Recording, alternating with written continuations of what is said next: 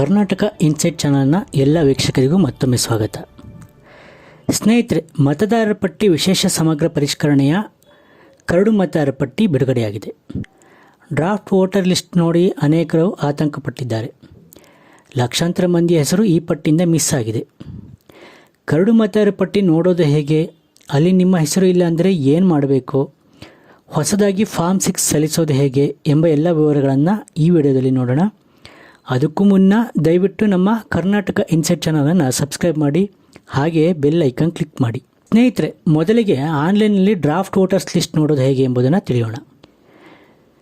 ಕರ್ನಾಟಕ ಚುನಾವಣಾ ಆಯೋಗದ website ceo.karnataka.gov.in ಭೇಟಿ ನೀಡಿ. ಅಲ್ಲಿ ಮೇಲ್ಭಾಗದಲ್ಲಿ ಕಾಣಿಸುವ ಡ್ರಾಫ್ಟ್ ಎಲೆಕ್ಟರಲ್ ರೋಲ್ SIR 2026 ಎಂಬ ವಿಭಾಗ ಕಾಣಿಸುತ್ತೆ. ಅದನ್ನು ಕ್ಲಿಕ್ ಮಾಡಿದರೆ ನಿಮಗೆ SIRಗೆ ಸಂಬಂಧಿಸಿದ ಹೊಸ ವಿಭಾಗ ತೆರೆದುಕೊಳ್ಳುತ್ತೆ. ಇಲ್ಲಿ ಮೊದಲ 3 ಟ್ಯಾಬ್ಗಳು ಸ್ವಯಂಚಾಲಿತವಾಗಿ ಆಯ್ಕೆಯಾಗಿರುತ್ತೆ. ಡಿಸ್ಟ್ರಿಕ್ಟ್ ವಿಭಾಗದಲ್ಲಿ ನಿಮ್ಮ ಜಿಲ್ಲೆಯನ್ನು ಆಯ್ಕೆ ಮಾಡಿಕೊಳ್ಳಿ. ಬಳಿಕ ವಿಧಾನಸಭಾ ಕ್ಷೇತ್ರ, ನಂತರ ಭಾಷೆಯನ್ನು ಆಯ್ಕೆ ಮಾಡಿ. ಇಲ್ಲಿ ನೀವು ಗಮನಿಸಬೇಕಾದ ಸಂಗತಿ ಅಂದರೆ ಅನೇಕ ಜಿಲ್ಲೆಗಳಿಗೆ ಇಂಗ್ಲೀಷ್ ಭಾಷೆಯನ್ನು ಆಯ್ಕೆ ಮಾಡಿದಾಗ PDF ಡೌನ್ಲೋಡ್ ಎರರ್ ಕಾಣಿಸ್ತಾ ಇದೆ. ಹೀಗಾಗಿ ನೀವು ಕನ್ನಡವನ್ನೇ ಆಯ್ಕೆ ಮಾಡೋದು ಒಳ್ಳೆಯದು. ಇದರ ನಂತರ ನೀವು ಕೆಳಗೆ ಸ್ಕ್ರಾಲ್ ಮಾಡಿದರೆ ಪಾರ್ಟ್ ಸಂಖ್ಯೆ ಮತ್ತು ಹೆಸರು ಕಾಣಿಸುತ್ತೆ, ಅಂದರೆ ನಿಮ್ಮ ಮತಗಟ್ಟೆ ಸಂಖ್ಯೆ ಹಾಗೂ ಅದರ ಹೆಸರು. ಒಂದು ಸ್ಲೈಡ್ನಲ್ಲಿ 10 ಮತಗಟ್ಟೆಗಳ ಹೆಸರು ಕಾಣಿಸುತ್ತೆ. ನೀವಿಲ್ಲಿ ನಿಮಗೆ ಬೇಕಾದ ಮತಗಟ್ಟೆಯನ್ನು ಹುಡುಕಿ ಅದರ ಎಡಭಾಗದಲ್ಲಿರುವ ಸಣ್ಣನೆಯ ಬಾಕ್ಸ್ನಲ್ಲಿ ಟಿಕ್ ಮಾಡಬೇಕು. ಅನೇಕರಿಗೆ ಮತಗಟ್ಟೆ ಸಂಖ್ಯೆ ಅಂದರೆ ಪಾರ್ಟ್ ನಂಬರ್ ಈ ಹಿಂದೆಗಿಂತ ವಿಭಿನ್ನವಾಗಿ ತೋರಿಸಿರುವಂತಹ ನಿದರ್ಶನಗಳು ಕೂಡ ಇದೆ. ನೀವು ನಿಮ್ಮ ಪಾರ್ಟ್ ಹೆಸರನ್ನು ಆಯ್ಕೆ ಮಾಡಿದ ಬಳಿಕ ಮೇಲಿನ ಭಾಗದಲ್ಲಿ ಕ್ಯಾಪ್ಚಾವನ್ನು ನಮೂದಿಸಿ ಡೌನ್ಲೋಡ್ ಸೆಲೆಕ್ಟೆಡ್ PDF ಅನ್ನು ಕ್ಲಿಕ್ ಮಾಡಬೇಕು. ನೀವು ನಿಮಗೆ ಬೇಕಾದ ಎಲ್ಲ ಮತಗಟ್ಟೆಗಳ PDFಗಳನ್ನು ಆಯ್ಕೆ ಮಾಡಿಕೊಂಡು ಒಮ್ಮೆಲೆ ಡೌನ್ಲೋಡ್ ಮಾಡಿಕೊಳ್ಳಲು ಕೂಡ ಅವಕಾಶ ಇದೆ. ಇದರ ನಂತರ ಮತಗಟ್ಟೆಯಲ್ಲಿನ ಕರಡು ಮತದಾರರ ಪಟ್ಟಿ ತೆರೆದುಕೊಳ್ಳುತ್ತೆ. ಅಲ್ಲಿ ನಿಮ್ಮ ಹೆಸರನ್ನು ಹುಡುಕ್ಬೋದು. ಹಾಗೆಯೇ ನೀವು ಚುನಾವಣಾ ಆಯೋಗದ ECI ನೆಟ್ ಆ್ಯಪನ್ನು ನಿಮ್ಮ ಮೊಬೈಲ್ ಫೋನ್ನಲ್ಲಿ ಇನ್ಸ್ಟಾಲ್ ಮಾಡಿಕೊಂಡು ಕೂಡ ಪಟ್ಟಿಯನ್ನು ವೀಕ್ಷಿಸ್ಬೋದು. ಅಲ್ಲಿನ ವೋಟರ್ ಲಿಸ್ಟ್ ಆಪ್ಷನ್ನಲ್ಲಿ ನಿಮ್ಮ ಎಪಿಕ್ ಸಂಖ್ಯೆಯನ್ನು ನಮೂದಿಸಿ ಸರ್ಚ್ ಮಾಡಿ ಹುಡುಕ್ಬೋದು. ಆದರೆ ಆ್ಯಪ್ನಲ್ಲಿ ಸರ್ವರ್ ಎರರ್ ಎನ್ನುವ ದೋಷ ಸಾಮಾನ್ಯವಾಗಿ ಕಾಣಿಸುತ್ತೆ. ಇಲ್ಲಿ ಚುನಾವಣಾ ಆಯೋಗ ಅನೇಕ ಎಡವಟ್ಟುಗಳನ್ನು ಮಾಡಿದೆ. ಒಂದೇ ಕುಟುಂಬದವರ ಹೆಸರುಗಳನ್ನು ಬೇರೆ ಬೇರೆ ವಿಭಾಗಕ್ಕೆ ಸೇರಿಸೋದು ಕಂಡುಬಂದಿದೆ. ಹೀಗಾಗಿ ನಿಮ್ಮ ಮತಗಟ್ಟೆ ಅಡಿ ನಿಮ್ಮ ಹೆಸರು ಕಂಡು ಬಂದಿಲ್ಲ ಅಂದರೆ ಅಕ್ಕಪಕ್ಕದ ಮತಗಟ್ಟೆಗಳಲ್ಲಿನ ವಿವರಗಳಲ್ಲಿಯೂ ನಿಮ್ಮ ಹೆಸರು ಇರ್ಬೋದೆಂದು ಪರಿಶೀಲಿಸಿ. ಆಗಲೂ ನಿಮ್ಮ ಹೆಸರು ಕಾಣಿಸದೇ ಹೋದಲ್ಲಿ ನಿಮ್ಮ BLOರನ್ನು ಸಂಪರ್ಕಿಸಿ. ಎನ್ಯುಮರೇಷನ್ ಫಾರ್ಮ್ ಸಲ್ಲಿಕೆ, ಹೆಸರು ಡಿಲೀಟ್ ಮುಂತಾದವುಗಳ ಕುರಿತು ಮತದಾರರು ಹಕ್ಕು ಹಾಗೂ ಆಕ್ಷೇಪಣೆಗಳನ್ನು ಸೆಪ್ಟೆಂಬರ್ 23ರವರೆಗೂ ಸಲ್ಲಿಸಲು ಅವಕಾಶ ಇದೆ. ಅಕ್ಟೋಬರ್ 22ರವರೆಗೂ ನೋಟಿಸ್ ನೀಡುವಿಕೆ ಮತ್ತು ವಿಲೇವಾರಿ ಪ್ರಕ್ರಿಯೆ ನಡೆಯುತ್ತೆ. ಇನ್ನು ಡ್ರಾಫ್ಟ್ ವೋಟರ್ ಲಿಸ್ಟ್ನಲ್ಲಿ ನಿಮ್ಮ ಹೆಸರು ಇಲ್ಲ ಅಂದಾಕ್ಷಣ ನೀವು ಮತದಾನ ಹಕ್ಕನ್ನು ಕಳೆದುಕೊಳ್ತೀರಿ ಎಂದಲ್ಲ. ನೀವು ಅನೆಕ್ಸ್ಚರ್ 4 ಮತ್ತು ನಮೂನೆ 6 ಸಲ್ಲಿಸುವ ಮೂಲಕ ಮತ್ತೆ ಮತದಾರರಾಗಿ ಸೇರ್ಪಡೆ ಆಗ್ಬೋದು. ಅನೆಕ್ಸ್ಚರ್ 4 ಎನ್ನುವುದು ಡಿಕ್ಲರೇಷನ್ ಫಾರ್ಮ್ ಆಗಿರುತ್ತೆ. ಅದರ ಮಾದರಿಯನ್ನು ನೀವಿಲ್ಲಿ ನೋಡ್ಬೋದು. ಡ್ರಾಫ್ಟ್ನಲ್ಲಿ ನಿಮ್ಮ ಹೆಸರು ಇಲ್ಲದಿದ್ದಾಗ ನಿಮ್ಮ ತಂದೆ ತಾಯಿ, ನಿಮ್ಮ ಎಪಿಕ್ ಸಂಖ್ಯೆ, ಮತಗಟ್ಟೆ ವಿವರಗಳನ್ನು ಇದರಲ್ಲಿ ಭರ್ತಿ ಮಾಡಬೇಕು. ಇದು ಕೂಡ ಹೆಚ್ಚು ಕಡಿಮೆ ನೀವು ಈ ಹಿಂದೆ ಭರ್ತಿ ಮಾಡಿದ ಎನ್ಯುಮರೇಷನ್ ಫಾರ್ಮ್ ರೀತಿಯಲ್ಲೇ ಇರುತ್ತೆ. ಇಲ್ಲಿಯೂ 2002ರ SIRನಲ್ಲಿದ್ದ ನಿಮ್ಮ ಅಥವಾ ನಿಮ್ಮ ಪೋಷಕರ ಮಾಹಿತಿಯನ್ನು ನೀಡಬೇಕಾಗತ್ತೆ. ಇದರೊಂದಿಗೆ ಚುನಾವಣಾ ಆಯೋಗ ನಿಗದಿಪಡಿಸಿರುವ 12 ದಾಖಲೆಗಳ ಪೈಕಿ ಒಂದನ್ನು ನೀಡಬೇಕಾಗತ್ತೆ. ಇದರ ಜೊತೆಗೆ ನೀವು ಹೊಸದಾಗಿ ಮತದಾರರಾಗಿ ನೋಂದಾಯಿಸಿಕೊಳ್ಬೇಕಾಗತ್ತೆ. ಅದಕ್ಕಾಗಿ ಆನ್ಲೈನ್ನಲ್ಲಿ ಫಾರ್ಮ್ 6 ಸಲ್ಲಿಸೋದು ಹೇಗೆ ಎಂಬುದನ್ನು ನೋಡೋಣ. ಮೊದಲಿಗೆ voters.eci.gov.in ವೆಬ್ಸೈಟ್ಗೆ ಲಾಗಿನ್ ಆಗಿ ಎಡಭಾಗದಲ್ಲಿ ಕಾಣಿಸುವ ಫಿಲ್ಮ್ ಫಾರ್ಮ್ 6 ಆಯ್ಕೆ ಮಾಡಿ. ನಂತರ ನಿಮಗೆ ಫಾರ್ಮ್ 6 ನಮೂನೆ ತೆರೆದುಕೊಳ್ಳುತ್ತೆ.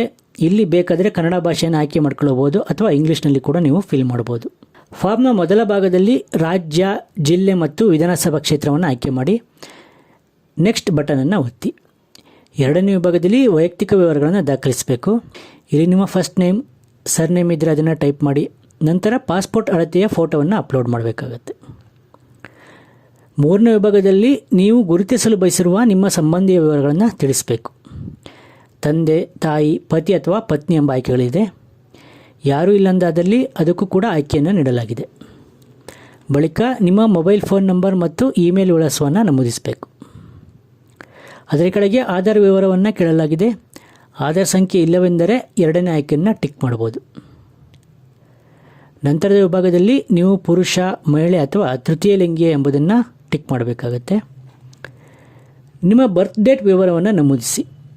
ಅದನ್ನು ದೃಢಪಡಿಸಲು ಯಾವುದಾದ್ರೂ ಒಂದು ದಾಖಲೆಯನ್ನು, ಅಂದರೆ ಬರ್ತ್ ಸರ್ಟಿಫಿಕೇಟ್ ಇರ್ಬೋದು, 10ನೇ ತರಗತಿ ಅಂಕಪಟ್ಟಿ, PAN card, passport, Kisan card, Aadhaar ಅಥವಾ ಡ್ರೈವಿಂಗ್ ಲೈಸೆನ್ಸನ್ನು ಆಯ್ಕೆ ಮಾಡಿಕೊಂಡು ಅದರ ನಂತರ ಅದರ ಫೋಟೋವನ್ನು ಅಪ್ಲೋಡ್ ಮಾಡಬೇಕು. ಇದರ ನಂತರದ ವಿಭಾಗ ನಿಮ್ಮ ಪ್ರೆಸೆಂಟ್ ಅಡ್ರೆಸ್ಗೆ ಸಂಬಂಧಿಸಿತು, ಅಂದರೆ ನೀವು ಹಾಲಿ ವಾಸವಿರುವ ಸ್ಥಳದ್ದು. ಇಲ್ಲಿ ನಿಮ್ಮ ಮನೆ ಸಂಖ್ಯೆ, ಬೀದಿ, ಗ್ರಾಮ ಅಥವಾ ಪಟ್ಟಣ ಇತ್ಯಾದಿ ಎಲ್ಲ ವಿವರಗಳನ್ನು ದಾಖಲಿಸಬೇಕು. ನಿಮ್ಮ ವಿಳಾಸಕ್ಕೂ ಕೂಡ ಪುರಾವೆಯನ್ನು ಒದಗಿಸಬೇಕು. ವಾಟರ್ ಬಿಲ್, ಕರೆಂಟ್ ಅಥವಾ gas bill, sale deed, rent ಅಥವಾ ಲೀಸ್ ಒಪ್ಪಂದ, ಕಂದಾಯ ಇಲಾಖೆಯ ಭೂ ದಾಖಲೆಗಳು, ಪಾಸ್ಪೋರ್ಟ್, ಬ್ಯಾಂಕ್ ಅಥವಾ ಪೋಸ್ಟ್ ಆಫೀಸ್ ಪಾಸ್ಬುಕ್ ಅಥವಾ ಆಧಾರ್ ಕಾರ್ಡನ್ನು ಸ್ಕ್ಯಾನ್ ಮಾಡಿ ಅಪ್ಲೋಡ್ ಮಾಡಬೇಕು. ನಂತರ ವಿಭಾಗದಲ್ಲಿ ನಿಮ್ಮಲ್ಲಿ ಯಾವುದಾದ್ರೂ ಅಂಗವೈಕಲ್ಯ ಇದ್ದರೆ ಅದಕ್ಕೆ ಸಂಬಂಧಿಸಿದ ದಾಖಲೆಯನ್ನು ಒದಗಿಸ್ಬೋದು.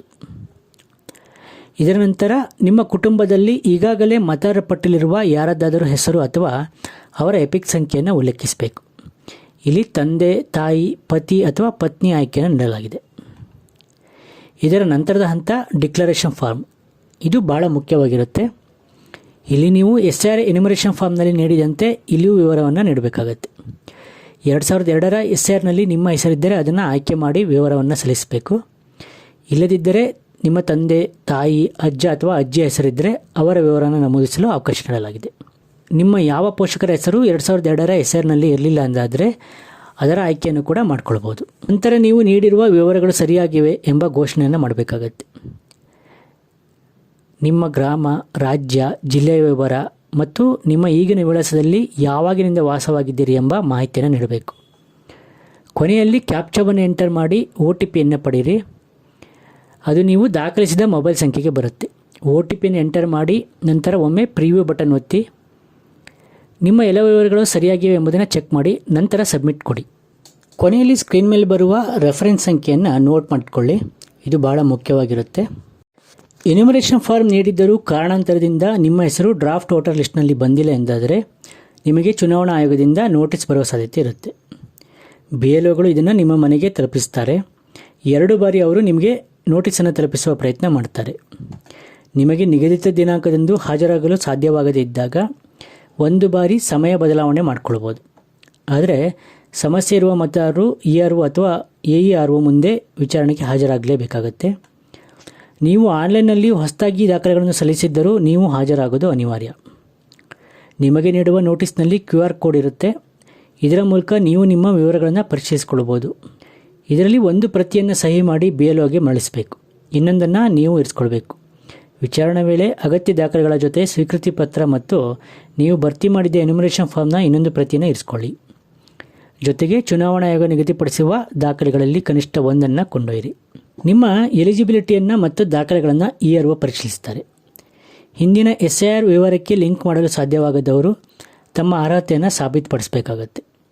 ಹಿಂದಿನ SIR ಬಳಿಕ ನೀಡಲಾದ ದಾಖಲೆಗಳನ್ನು ನೀವು ಸಲ್ಲಿಸಿದರೆ, ಅಂದರೆ 2002ರ ಬಳಿಕ ಇಶ್ಯೂ ಮಾಡಲಾದಂಥ ದಾಖಲೆಯನ್ನು ನೀವು ಸಲ್ಲಿಸಿದರೆ ERO ಅದರ ಅಧಿಕೃತತೆಯನ್ನು ಪರಿಶೀಲಿಸುತ್ತಾರೆ.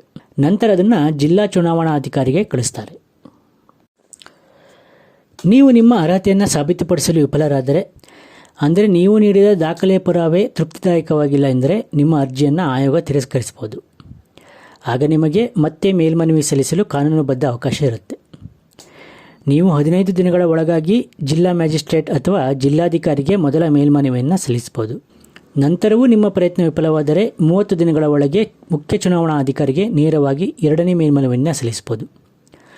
ಆಗಲೂ ನಿಮ್ಮ ಮನವಿ ರಿಜೆಕ್ಟ್ ಆಯಿತು ಎಂದುಕೊಳ್ಳಿ, ಅಲ್ಲಿಗೆ ಎಲ್ಲವೂ ಮುಗಿಯೋದಿಲ್ಲ.